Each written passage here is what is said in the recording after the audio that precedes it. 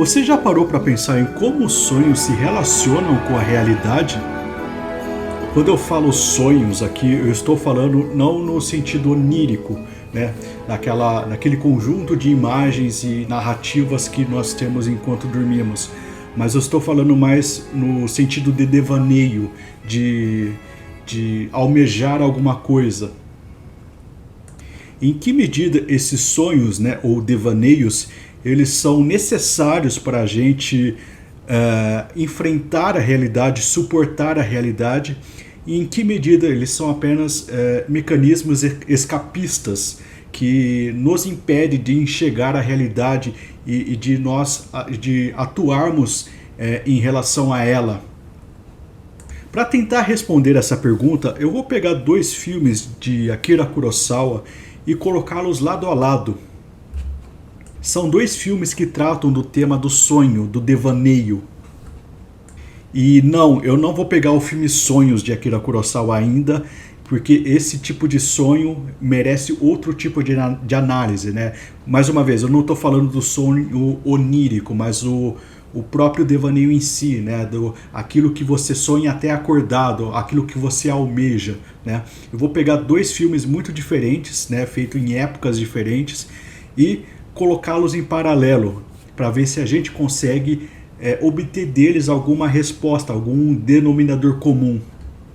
Os filmes em questão aqui são Um Domingo Maravilhoso, né, um filme de Akira Kurosawa de 1947, e outro chamado Do Descadem, de 1971.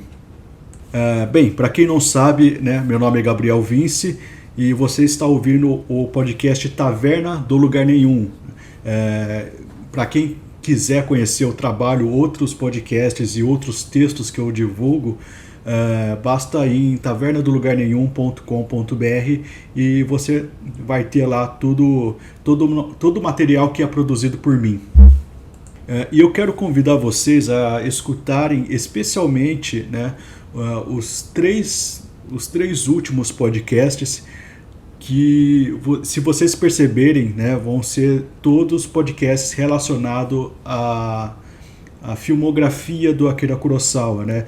Este podcast que vocês estão ouvindo agora é o quarto podcast, né, que eu estou fazendo a respeito desse diretor, e a minha intenção é percorrer toda a filmografia do Akira Kurosawa, todos os temas que ele aborda na sua filmografia, né?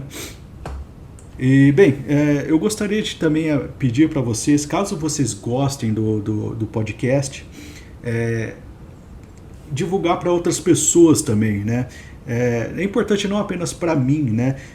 Eu utilizo esse podcast, né, como uma ferramenta de estudo, né?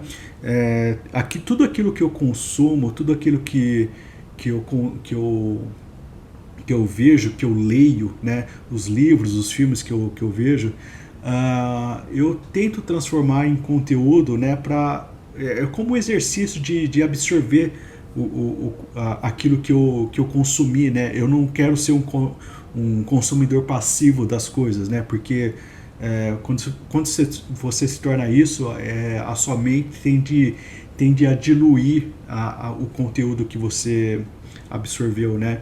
E criando assim uma conexão, criando uma comunidade que discute os temas que você se interessa, é uma coisa que é boa para todo mundo, né? Então, se você tem um interesse em comum comigo e quer também discutir comigo as coisas que eu falo aqui, fica à vontade, fica à vontade para discordar, para concordar, para colocar pontos a mais, observações que eu nunca tive antes e que você queira compartilhar comigo, né? E se você espalhar esse podcast para outras pessoas que também são interessadas nesse tema, né, a gente expande assim e cria, né, uma comunidade com temas em comum, né? Eu acho que é um dos meus objetivos com esse podcast, né? Então considere comentar e considere também divulgar para outras pessoas isso aí. Eu acho que vai ser interessante. Mas, bem, vamos ao tema antes que vocês fiquem extremamente entediados com todo esse papo, com todo esse apelo que eu que eu estou fazendo, né? E, bem, eu falei que eu vou falar de dois filmes específicos, né? Que é Um Domingo Maravilhoso e do Descadem, né? Eu vou pela ordem cronológica, né? Um Domingo Maravilhoso é um filme japonês, né, de 1947, coescrito e dirigido por Akira Kurosawa, né? Trata-se de um shomingeki, né? Que se pronuncia assim, shomin, S-H-O-M-I-N traço Geki, G-E-K-I, que é um subgênero do cinema japonês que é focado no drama de pessoas comuns, né? O filme ele foi feito durante a ocupação do Japão logo após o final da Segunda Guerra Mundial. Assim como muitos filmes japoneses dessa época, ele também acaba se transformando num registro da calamidade e da destruição do país. Destruição essa que não apenas se resume a baixas militares, mas que se espalha nas áreas civis, onde as ruínas e as crises se misturam no cotidiano de pessoas comuns, que nada tem a ver com as tensões geopolíticas criadas, né, pelo Estado, né?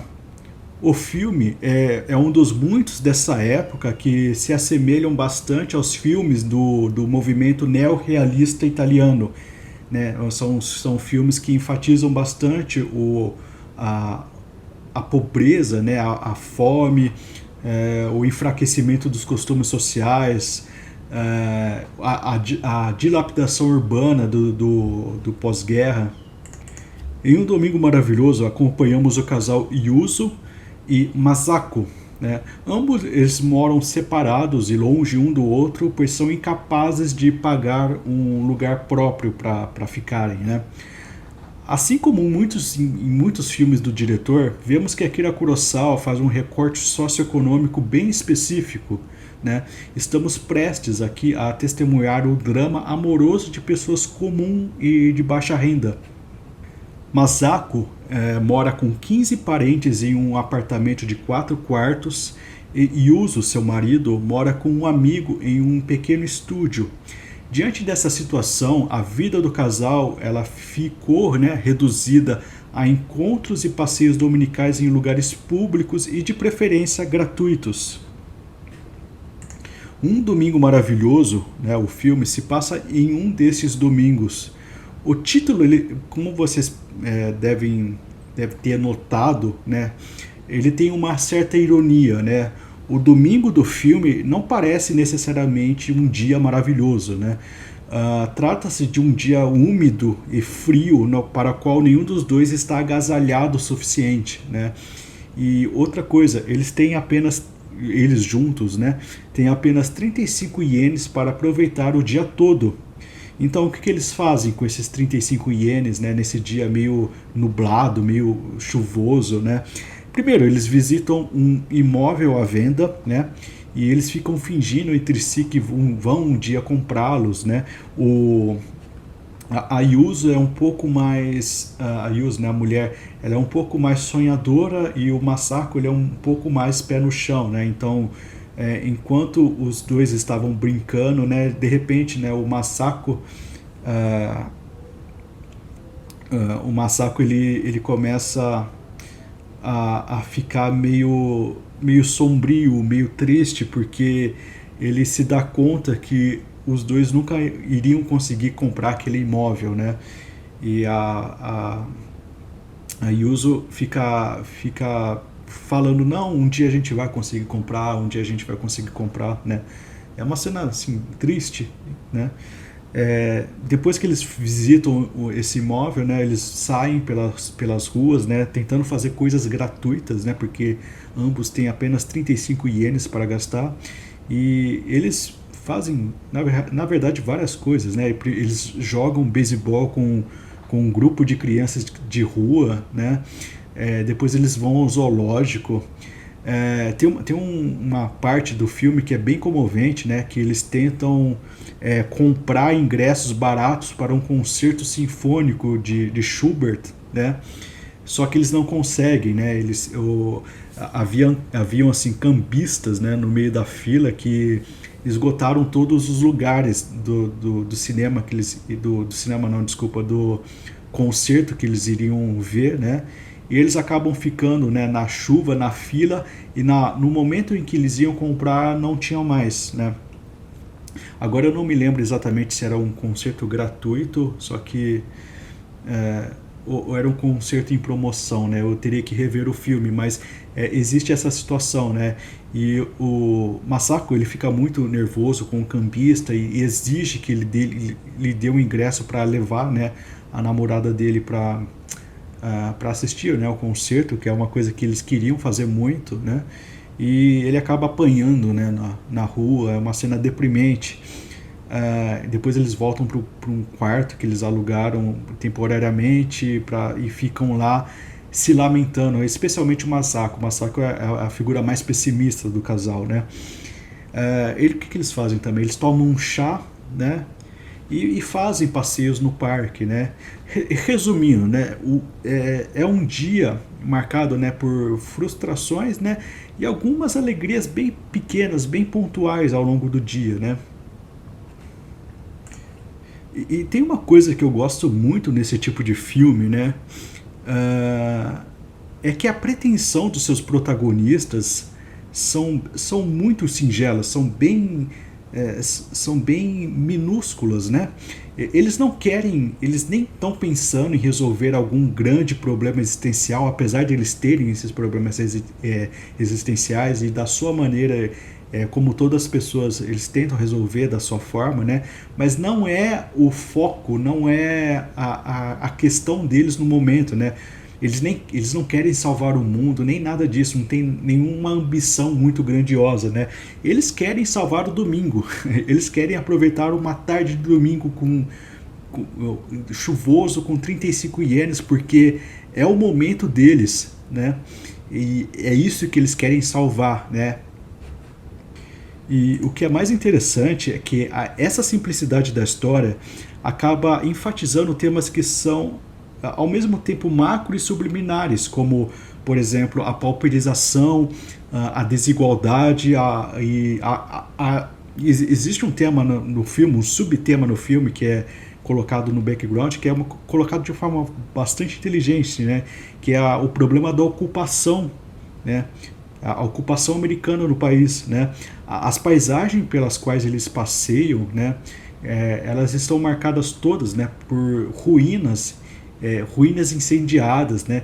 E também cartazes publicitários, né? Essa combinação muito específica, né, ela reflete, né, muito bem a situação geopolítica na qual eles estão mergulhados, né? Eles estão mergulhados numa vida comum e pauperizada de um Japão que foi destruído e ocupado pelas forças militares americanas, né? É por isso que existem ruínas e publicidade de produtos americanos no cenário na qual eles passeiam, né? Existe uma composição de metáfora visual bem forte no filme e que ao mesmo tempo não é o foco do filme. O filme acaba refletindo isso de uma forma muito mais efetiva para mim, mas é uma forma que é sugerida para o espectador, né? Não está na cara dele, não é um filme panfletário, né? E se fosse para escolher o foco do filme, qual que é a ideia, qual é o foco do filme, eu escolheria, né, a palavra sobrevivência, né? Como essas pessoas, né, que conseguem apenas, que estão casadas, mas conseguem apenas viver os domingos, né, como um casal, como essas pessoas conseguem suportar a pobreza, a destruição, né? Como elas conseguem sobreviver, né? E Akira Kurosawa, ele dá uma resposta que é muitas vezes vista como ingênua e insuficiente, né? Primeiro, amor ao próximo, e segundo, o sonho. E como o amor ao próximo ele é refletido no filme, né? Através da relação entre o casal, né? Mesmo diante das dificuldades que eles passam, né? Vemos que cada um luta para manter o moral do outro, né? E essa é uma das coisas mais bonitas do filme, né? E quando eu gostei muito desse filme, né? E quando eu gosto muito desse filme, né? Sempre me bate uma certa ansiedade de escrever ou falar sobre ele, pois eu acredito que eu nunca vou conseguir detalhar tudo aquilo que eu gostaria de apresentar, né? E para quem está ouvindo, né, esse programa, né, tem em mente que eu considero apenas como um rascunho e que provavelmente eu irei mencionar esse filme outras vezes ao longo da minha vida, né? Eu tenho certeza disso, é porque as memórias desse filme, elas com certeza vão me acompanhar para sempre, né? Pra vocês terem a ideia do quanto eu gostei desse filme, né? Eu já estou considerando em colocar esse filme como o melhor filme de Akira Kurosawa, né? Eu tenho que pensar a respeito disso com mais calma para ver se é realmente esse filme, né? Eu tenho outros grandes concorrentes, né, na minha cabeça, como o Trono Manchado de Sangue, por exemplo, o Han, né? Eu tenho esses filmes, né? Mas com certeza Um Domingo Maravilhoso orbita entre os melhores filmes do Akira Kurosawa para mim, né? Na minha singela e humilde opinião. Né? Um Domingo Maravilhoso é com certeza um dos filmes melancólicos mais bonitos que eu já vi na minha vida. Por diversos motivos, né? Primeiro, Akira Kurosawa ele faz um recorte de um Japão que pouco se vê no cinema, né? Que é um país repleto de pessoas falidas, de órfãos, de andarilhos, né? Um país onde a crise econômica e a crise de identidade nacional são igualmente severas, né? No entanto, né, o que torna esse filme especial é que, para além das mazelas sociais expostas no filme, Um Domingo Maravilhoso acaba se tornando um filme sobre sonhos e esperança de um futuro melhor, né? E não se trata de um filme meramente escapista, né? E a sutileza do filme está exatamente nesse aspecto, né? Muito pelo contrário, né? O filme ele desloca o olhar social profundo que ele tem para meditar sobre o sonho, né? O sonho no filme é uma espécie de ato de bravura, um ato de bravura meio impertinente até, de enfrentar a realidade, de não fugir dela, né? Eu vou além, né? Na real, e sonhar nesse mundo se torna muito mais do que um ato de coragem, né? Eu retorno lá à medida que eu falei que esse filme é sobre sobrevivência, né? Sonhar nesse mundo é até uma necessidade vital, né? Uma ferramenta de, né? Tem uma frase no filme que marcou muito, né? Uma forma de suportar os ventos frios desse mundo, né? Eu acredito que a Masako, desculpa, eu já me perdi nos personagens, né? Uma frase que Masako ela fala em um certo momento do filme, né? E assim, são vários momentos de singular beleza do filme, né? Desde as composições cênicas criadas pelo diretor, tem uma cena belíssima do filme que o casal ele tá brincando num balanço enquanto cantam, né, uma tradicional música japonesa. Essa música, inclusive, já vai aparecer em outros filmes do Akira Kurosawa. É uma música, aparentemente, uma cantiga antiga japonesa. Akira Kurosawa deve ter ouvido muito enquanto criança, né, e deve gostar muito dessa canção, né. Eu vou colocar aqui um pedaço para vocês ouvirem. Bem, seria essa música, né, que vocês acabaram de ouvir, que é uma música que se repete em outro filme do Akira Kurosawa sobre o mesmo aspecto, né? O filme que eu me refiro é um outro chamado Rhapsody em Agosto, né? E eu juro para vocês, eu não consegui achar o título dessa música, né? Eu não consegui achar nada. Eu sei que é uma canção tradicional japonesa. Eu acho que eu já tive o título dela em outro momento, mas eu não consigo me recordar aonde eu notei, né? Mas é uma música que eu acho muito bonita, né? A tradução dela é a lua redonda, redonda lua. É uma canção bem, parece uma canção infantil, né? Aparenta ser uma canção infantil que faz referência à lua. É simplesmente isso, né? Só que eu não consigo encontrar o título dessa música. Caso vocês tenham o título dessa música, né, por favor, mande uma mensagem para mim, que eu acho uma música muito bonita.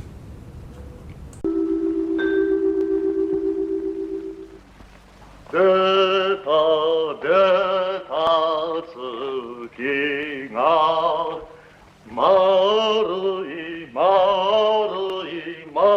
丸い盆のような月がバカね。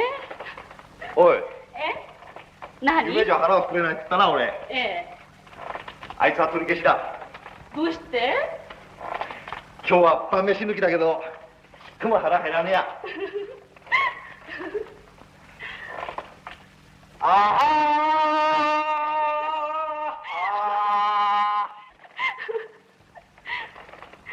あなたは子供よ。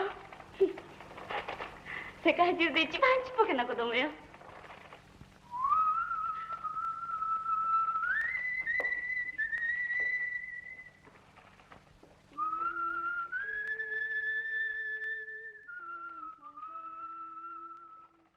Nessa cena, né, para quem não viu o filme, eu tirei o trecho da música exatamente dessa cena. Ambos, né, estão balançando, né, num balanço enquanto o casal eles estão alternados, né, e tem a figura de uma lua cheia, né, no céu, e é como se eles estivessem tentando alcançar essa lua com um balanço, né? Isso reflete muito bem a questão do sonho no filme, né?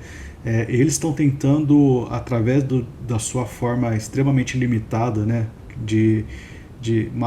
A sua forma material extremamente limitada, na aparência parece que eles estão tocando a lua, né? Lá no céu.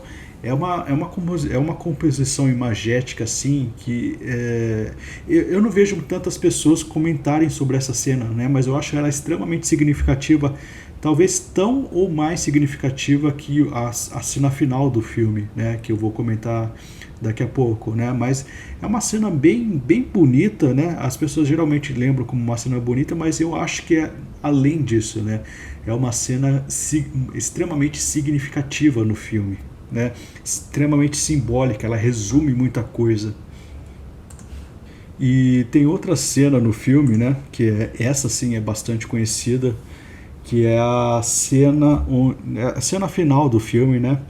E quando Masako é a personagem feminina, né, ela simplesmente quebra a quarta parede, né, do filme e implora para que o público aplauda a performance imaginária que Yuzo fez da Sinfonia Inacabada de Schubert, né, enquanto os dois brincavam em um anfiteatro vazio. Você lembra quando eu falei que eles estavam, né, lá no começo do filme tentando entrar num concerto, né, e a apresentação seria exatamente essa música, né, a Sinfonia Inacabada de Schubert, né? Eles estavam lá na fila, eles acabaram não conseguindo um lugar, né, para assistir, né? Acabaram perdendo o domingo por causa disso, né? Basicamente o domingo, o que eles mais queriam fazer nesse domingo específico é ouvir esse concerto, né? E eles não conseguiram. E o cara lá, eu sempre esqueço o nome do rapaz, o Yuzo, ele, além de não conseguir, né, assistir junto com a namorada dele, ele apanhou, né, de um dos cambistas que estavam lá, né, vendendo o ingresso. E, né, no final do filme eles chegam numa espécie de anfiteatro que estava vazio, né, e eles começam a brincar, né. Eu sempre, quando vocês assistirem um filme, vocês vão ver que eles sempre estão oscilando, né, entre frustrações, tristeza e tudo mais, e alguma brincadeira que eles fazem entre si, né, e ficando imaginando, por exemplo, na casa que estava à venda, um dia a gente vai comprar essa casa, aí depois eles voltam e ficam tristes porque percebem que não vão conseguir comprar, né? E a cena do anfiteatro é bem significativa, né? Porque eles estão fazendo uma brincadeira ali, né? A Masako, ela senta na plateia e pede para que o Yuzo ele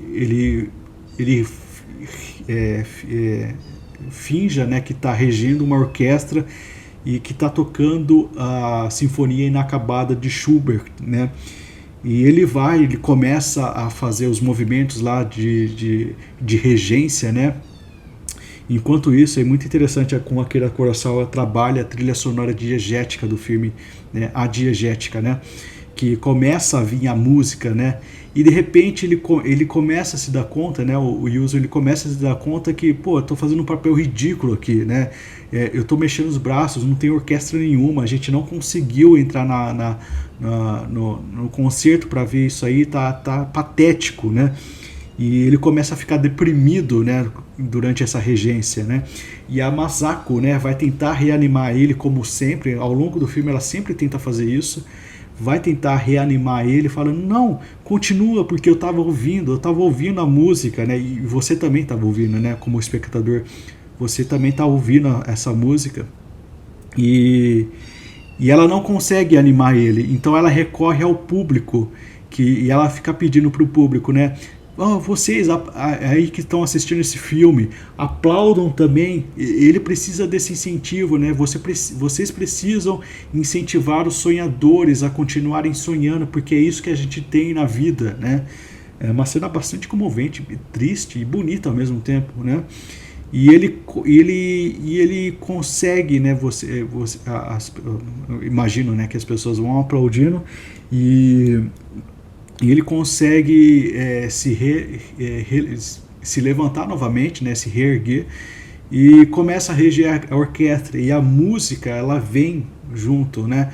Então você começa a ouvir a Sinfonia Inacabada de Schubert, né? Um Domingo Maravilhoso, ele é um dos melhores exemplos de filme que consegue ser político sem ser panfletário, que consegue ser lúdico sem ser ingênuo, piegas ou escapista, né? Um equilíbrio perfeito e extremamente difícil de encontrar, né? Até mesmo entre mestres como Akira Kurosawa, que, assim, não raro, ele às vezes exagera muito no seu sentimentalismo. Aqui não, aqui o sentimentalismo é colocado de forma muito enfática, muito poderosa, mas é bem colocado, é um sentimentalismo assim bem colocado e que é transformador. Não é apenas, você não vai assistir esse filme, não vai ter apenas um descarrego de emoções, não.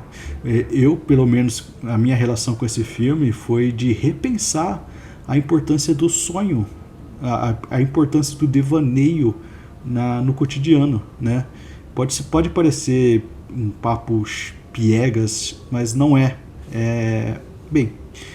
Assistam esse filme vale muito a pena assistir, é um dos melhores filmes e mais injustiçados filmes do Akira Kurosawa. Talvez, com certeza, é o filme mais subestimado do Akira Kurosawa. Eu acho que as pessoas deveriam falar mais desse filme, né? E vamos para o próximo filme, né, que eu falei que ia comentar. O próximo filme é do Descadem, né, que é um filme que eu considero inferior, né, ao Um Domingo Maravilhoso. No entanto, ainda é um filme muito bom, né? É uma coisa interessante que eu fui vendo ao longo da filmografia do Akira Kurosawa, é que os filmes com menos brilho ainda são muito bons. Os filmes que possuem alguns defeitos que para mim são mais reconhecíveis da filmografia do Akira Kurosawa, né? Muitas vezes o exagero, aquela coisa muito melosa, muito melodramática, né? Quando ele está querendo ser humanista demais, né? Nas suas questões, né? Entre outros assuntos, né, que eu vou comentando ao longo dos podcasts posteriores, né? E esse é um dos filmes aí que tem alguns problemas, né? Mas ainda assim é um filme muito bom, né? Eu não acho que Akira Kurosawa tem um filme ruim na sua carreira, né? Os filmes dele são de muito bom para quase perfeitos, assim, na minha opinião, né? E do Descadem, né? É um drama de 1970 dirigido por Akira Kurosawa e baseado num romance chamado Uma Cidade Sem Estações, né? Do escritor japonês Shigeru Yamamoto. Eu não encontrei esse livro, a tradução desse livro para o português, né? Eu esse livro aí, ele tem uma tradução em espanhol, né? E se você procurar na Amazon, o preço dele é bem caro, né? Pelo que eu lembro aqui, para trazer para o Brasil, esse livro deve ter custado assim, uns R$ 500, assim, que é um livro assim, que ninguém tem, sabe? É uma coisa... tem uma tradução em japonês, uma em espanhol, nem em inglês eu consigo encontrar esse livro, né? Mas enfim, né, do Descadem é baseado nesse romance, né, chamado Uma Cidade Sem Estações. Eu obviamente estou traduzindo, né, o livro, né, o livro não tem tradução. E esse filme, né, do Descadem foi o primeiro filme colorido de Akira Kurosawa e também o primeiro filme sem o ator Toshiro Mifune, né, que é um parceiraço, né, do Kurosawa no começo da carreira, né?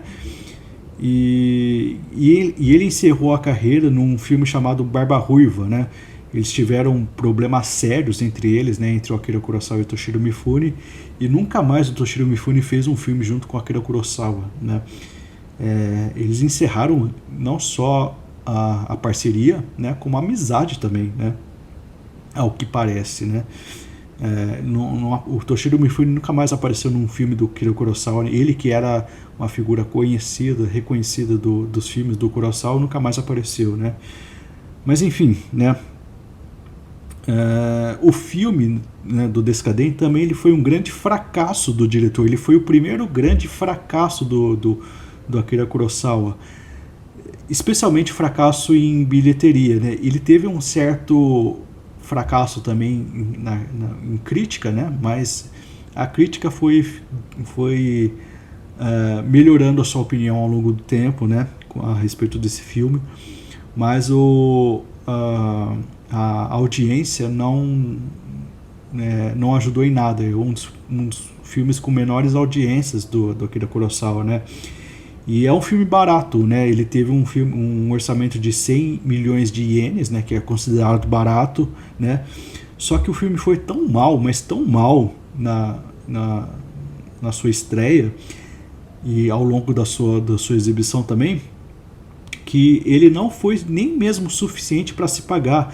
O próprio Kurosawa, ele teve que financiar do dinheiro dele, do bolso dele, o filme, né? E inclusive ele teve que hipotecar a sua casa para poder custear, né, os gastos do filme, os gastos de exibição também, né? Foi um filme que deu prejuízo para Akira Kurosawa, né? A baixa bilheteria do filme e os gastos pessoais do diretor deixou ele, na época ele estava com 61 anos, né? Deixou ele com grandes dívidas e sem perspectivas, né? A decepção do Kurosawa com esse filme, com o desempenho comercial desse filme, foi tão grande que culminou, né, um ano depois, em 22 de dezembro de 1971, em uma tentativa de suicídio por parte do Akira Kurosawa, né? Akira Kurosawa tentou se matar, né? O Martin Scorsese também teve um pensamento parecido, né? Se eu não me engano, foi depois do filme New York, New York, né? Que também foi um grande fracasso do Martin Scorsese, e ele quase se matou. E logo depois, né? Olha só que engraçado. Graças a Deus ele não se matou, porque logo depois ele foi fazer o filme O Touro Indomável, que é um dos melhores filmes da sua carreira e uma das coisas que projetou ele novamente para o grande panteão, né, do cinema americano, né? E Akira voltando, né, para o Japão, voltando para Akira Kurosawa, né? O Akira Kurosawa tentou suicídio, né, no dia 22 de dezembro de 1971, e ele tentou cortar os pulsos e o pescoço com uma navalha, né? Mas não, graças a Deus não conseguiu. E é interessante notar como essas histórias de pré e pós-produção do filme, eles se comunicam diretamente com a obra em si e com o que a gente está falando, né? A gente está falando aqui sobre sonhos e sobre pobreza, né? Basicamente. O sonho e a imaginação, eles tentam se sobrepor, né, ao fato evidente da falência econômica, né? E aqui do Descadem também aparece esse tema, né? Aparece no filme Um Domingo Maravilhoso, aparece aqui nesse filme, né, do Descadem, e como vocês puderam notar, né, aparece também na vida do Akira Kurosawa, né. E, bem, o filme, né, do Descadente é uma antologia de vinhetas sobrepostas que exploram a vida de um grupo de moradores que vivem numa favela nos arredores de Tóquio, né, no meio de um depósito de lixo, ao que parece. É um depósito de lixo e entulho, né? Eles vivem dentro desse cenário bem pouco agradável, né? E o primeiro personagem que a gente é apresentado é um chamado Roku-chan, né?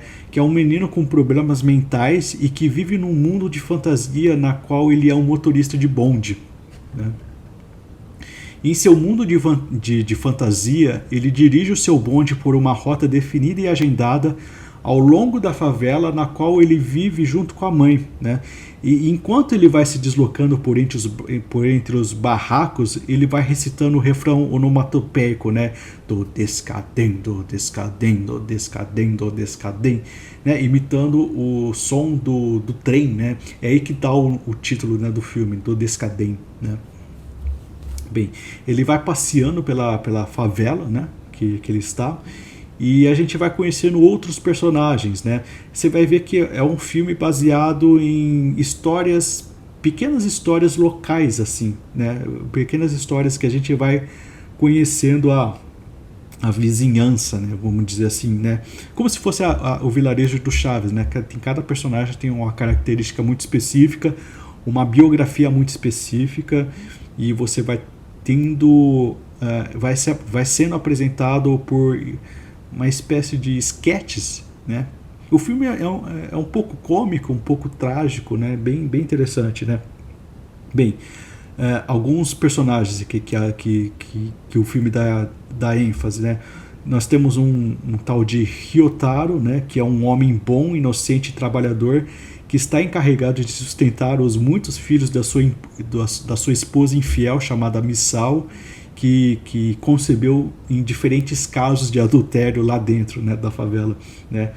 É um cara que ele é muito bonzinho, né? E ele acolhe todos os filhos da Misao, né? E não fica claro se ele sabe que ele é chifrado, né? Mas enfim, né? É um personagem muito muito deprimente, ao mesmo tempo muito querido, né?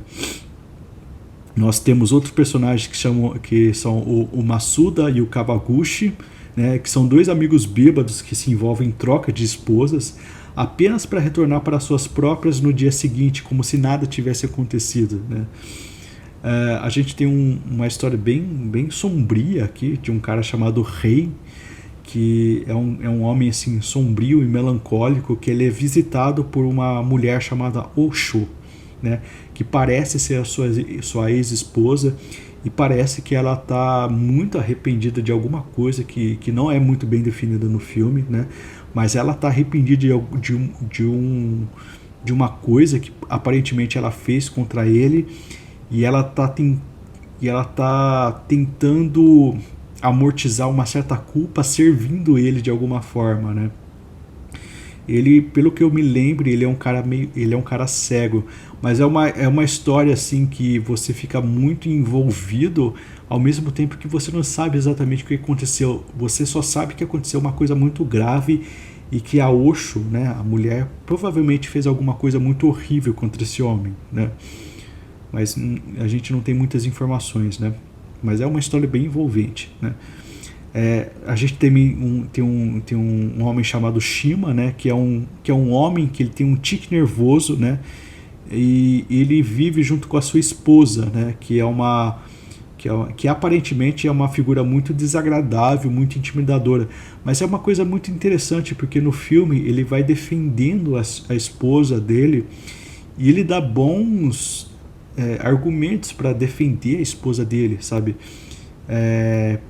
Que é uma esposa assim, por mais que ela aparente ser desagradável e intimidadora, ela foi fiel a ele o tempo todo, né? E eles moram naquela espelunca, e ela nunca reclamou, e ela sempre deixou ele as roupas deles limpas, ela sempre fez a comida dele, e nunca deixou ele andar maltratado, sabe? É uma esposa que cuida dele. É a definição de amor, né?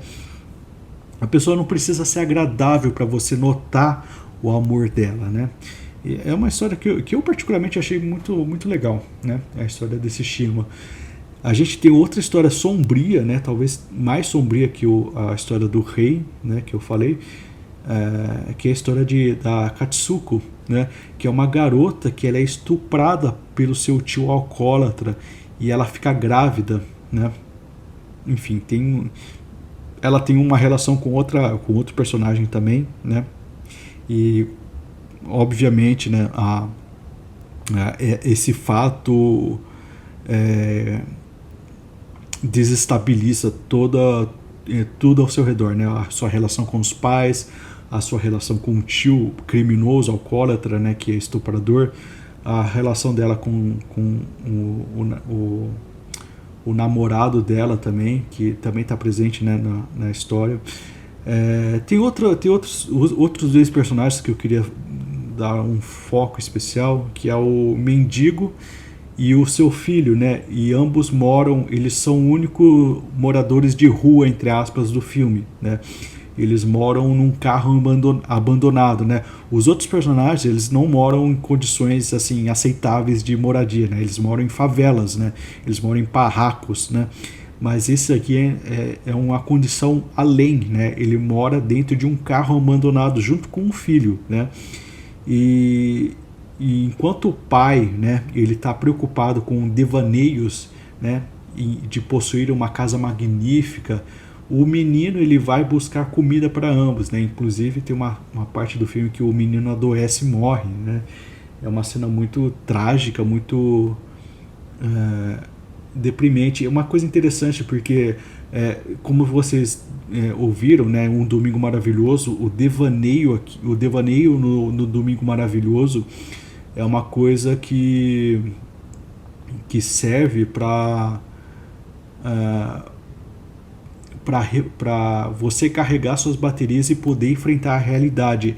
No caso desse cara aqui, no caso desse mendigo, o devaneio acabou por matar o filho dele. Ele ficava sonhando com uma casa e tudo mais, mas ele não cuidava do filho, né? Por mais que ele seja uma pessoa com boas intenções e que queira ver a felicidade do filho, na real ele também tinha um problema de ser antissocial, sabe? Uma coisa, tem uma certa profundidade psicológica nesse personagem. Eu não quero julgar ele sendo bom ou mal, né? Mas a questão do devaneio para ele é uma coisa que foi uma coisa ruim, né, na real. E o Dodescaden, ele entra em conflito com o Domingo Maravilhoso exatamente nesse ponto, né? E, bem, esses são alguns personagens principais, né, do filme, e o filme ele vai se dedicar a explorar os contratempos e as angústias de cada personagem, né? E uma coisa interessante desse filme, né, que você tem a ação de todos os personagens, elas são comentadas pelas mulheres na torneira, né? Tem umas mulheres que ficam lavando roupa e que ficam fofocando a vida de cada uma delas, né? E é uma coisa interessante porque é um recurso muito inteligente que o Akira Kurosawa colocou no filme, porque vai fazer referência ao coro dos teatros gregos, né? Para quem não conhece, né, o teatro grego, né, o teatro da antiguidade clássica, o papel do coro, né, era comentar as cenas, né? Então o Akira Kurosawa traz isso aí, traz esse elemento do teatro grego clássico e coloca a função desse coro nas mulheres que ficam lavando as roupas na torneira, né? Seriam as fofoqueiras, né? Mas nesse caso ele acaba tendo uma função um pouco mais sofisticada, né? Mesmo porque as mulheres na torneira, elas só aparecem para comentar, elas não têm uma vida que que é focalizada, né, igual os outros personagens, né? Elas estão lá apenas para comentar, então fica muito evidente que elas são uma espécie de coro do teatro grego, né, no contexto do filme, né? Tematicamente, né, como vocês perceberam, esse filme se comunica muito com Um Domingo Maravilhoso, né, ao utilizar o recurso dos sonhos e da imaginação como fuga temporária de uma realidade degradante, né?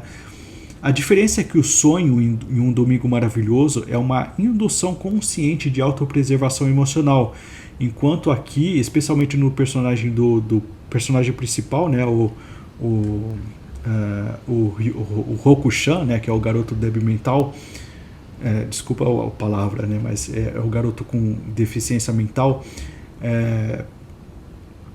e também na figura do mendigo, né, que fica devaneando a respeito da casa dele e não cuida do filho, e não cuida dos problemas reais dele, que ele tem,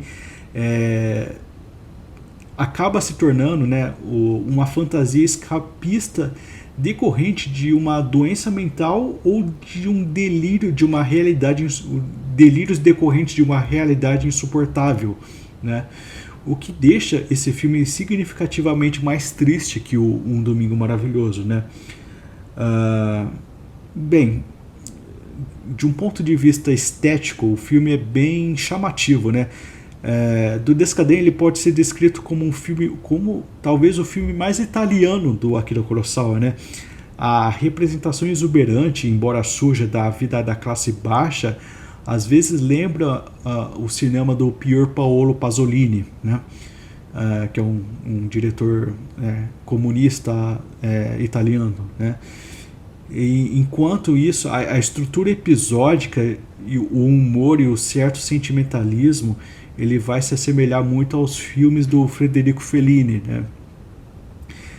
Para algumas tomadas externas, o Kurosawa e os membros da equipe, obviamente, eles pintaram cenários para que parecessem especialmente coloridos, né? Isso aí vai remeter muito ao cinema do Michelangelo Antonioni, né? Outro diretor italiano, né? Que havia experimentado esse tipo de coisa em 1964, num filme chamado O Deserto Vermelho, né? O que acaba deixando toda a decadência presente no filme com ares paradoxalmente suntuosos, né? Parece uma pobreza, só que bonita, né? É muito, muito estranho. Existem alguns exageros nesse filme em comparação ao filme anterior, né? Que me incomodam um pouco, né?